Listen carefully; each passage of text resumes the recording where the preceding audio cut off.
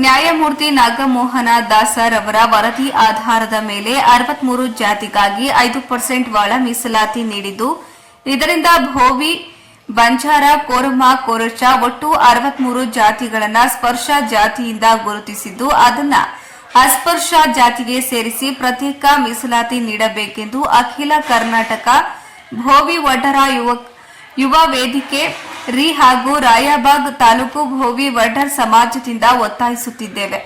ಸಚಿವ ಸಂಪುಟದಲ್ಲಿ ಮಾನ್ಯ ಮುಖ್ಯಮಂತ್ರಿ ಸಿದ್ದರಾಮಯ್ಯರವರು ಕರ್ನಾಟಕ ರಾಜ್ಯ ಸರ್ಕಾರದಿಂದ ದಿನಾಂಕ 19/8/2025 ಸಚಿವ ಸಂಪುಟದಲ್ಲಿ ಒಳ್ಳೆ ಮೀಸಲಾತಿಯನ್ನ ಜಾರಿ ಮಾಡಲಾಯಿತು. ಜಾರಿ ಮಾಡಿ ಎಡಗೈ 6%, ಬಲಗೈ 6% ಸ್ಪರ್ಶ ಸಮುದಾಯಕ್ಕೆ 5% ಮೀಸಲಾತಿಯನ್ನ ನೀಡಿದ್ದು, ಇದರಲ್ಲಿ ನಾಗಮೋಹನ ದಾಸ ವರದಿಯನ್ನ ಪರಿಶೀಲಿಸಿದಾಗ ಅದರಲ್ಲಿ ಭೋವಿ ವಡ್ಡರ ಸಮಾಜ ತೀರಾ ಹಿಂದುಳಿದಿದೆ. ಬೇರೆ ಸಮುದಾಯದೊಂದಿಗೆ ಶೈಕ್ಷಣಿಕ, ಆರ್ಥಿಕ, ಸಾಮಾಜಿಕವಾಗಿ ಹಿಂದುಳಿದ ಸಮುದಾಯವಾಗಿದ್ದು, ಇನ್ನಿತರ ಜಾತಿಗಳೊಂದಿಗೆ ಶೈಕ್ಷಣಿಕ ಮತ್ತು ಉದ್ಯೋಗದಲ್ಲಿ ಪೈಪೋಟಿ ನಡೆಸಲು ಸಾಧ್ಯವಾಗುವುದಿಲ್ಲ. ಆದ ಕಾರಣ ಮೀಸಲಾತಿಯನ್ನ 5% ರಲ್ಲಿ ಬರುವ ಸ್ಪರ್ಶ ಸಮುದಾಯಗಳಲ್ಲಿ ಭೋವಿ ವಡ್ಡರ್ ಜಾತಿಯನ್ನ ಬೇರ್ಪಡಿಸಿ ಪ್ರತ್ಯೇಕ 2% ಮೀಸಲಾತಿಯನ್ನ ಜಾರಿ ಮಾಡಬೇಕೆಂದು ತಾಲೂಕು ದಂಡಾಧಿಕಾರಿಗಳಿಗೆ ಮತ್ತು ಮಾನ್ಯ ಮುಖ್ಯಮಂತ್ರಿಗಳಿಗೆ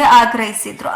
ಮತ್ತು ಭೋವಿ ವಡ್ಡರ ಯುವ ವೇದಿಕೆಯ ತಾಲೂಕು ಅಧ್ಯಕ್ಷರು ರಾಜು ವಡ್ಡರ ಹಾಗೂ ಕುಮಾರ ವಡ್ಡರ, ಷಡಶರಿ ವಡ್ಡರ, ರಾಮು ವಡ್ಡರ, ಆನಂದ ವಡ್ಡರ, ಲಕ್ಷ್ಮಣ ವಡ್ಡರ, ವೇಕಪ್ಪ, ನಂದಗಾವ, ಮಾದೇವ, ರಡರಟ್ಟಿ ಹಾಗೂ ಇನ್ನಿತರರು ಉಪಸ್ಥಿತರಿದ್ದರು. ವರದಿ ಮಂಜುನಾಥ ಮಂಗ. ಒಳ ಮೀಸಲಾತಿ ಬೇಕ್ರಿ ಏನ್ರಿ? ಒಳ ಮೀಸಲಾತಿ ರೀ 101 ಜಾತಿ ರೀ. ನಾವು SC ಕ್ಯಾಟಗರಿದಾಗ ಇದ್ದು ರೀ. ರಾಜ್ಯ ಸರ್ಕಾರ ನಾಗಮೋಹನ್ ದಾಸ್ ಅವರ ವರದಿ ಪ್ರಕಾರ ನಮಗೆಲ್ಲರಿಗೆ 4% ಮೊದಲು ಬೊಮ್ಮಾಯಿ ಸರ್ಕಾರದಾಗ ಇತ್ತು ರೀ. ನಾಗಮೋಹನ್ ದಾಸ್ ಸರ್ಕಾರ ಪ್ರಕಾರ 4% ಕೊಟ್ಟಿದ್ರು ರೀ. ಅದರಿಂದ ಎಲ್ಲ ಜಾತಿಯವರು ನಾಗಮೋಹನ್ ದಾಸ್ ಅವರ ವರದಿ ಪ್ರಕಾರ ಆಗಲಿಲ್ಲ ರೀ.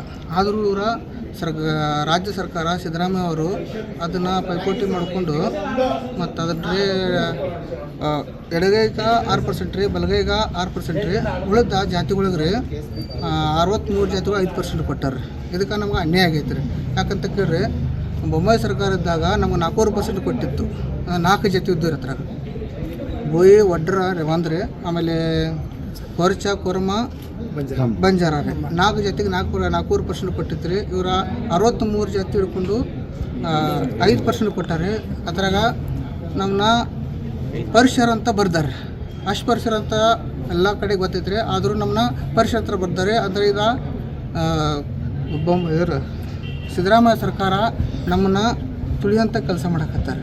ನಮ್ಮನ್ನು ಅಸ್ಪರ್ಶರ ಅಂತ ಬರಬೇಕು ರೀ. ಎರಡನೇದ್ರೆ ಪರಿಷ ಅಂತ ಏನು ಬರ್ತಾರಲ್ಲ ಅದಂತ ಅಳಿಸ್ಬೇಕಂತ ನಾವು ಮನವಿ ಮಾಡ್ತೀವಿ. ಯಾರಿಗೆ ಮನವಿ ಮಾಡ್ಕೊಂಡ್ರೆ ಇವ್ರಿಗೆ?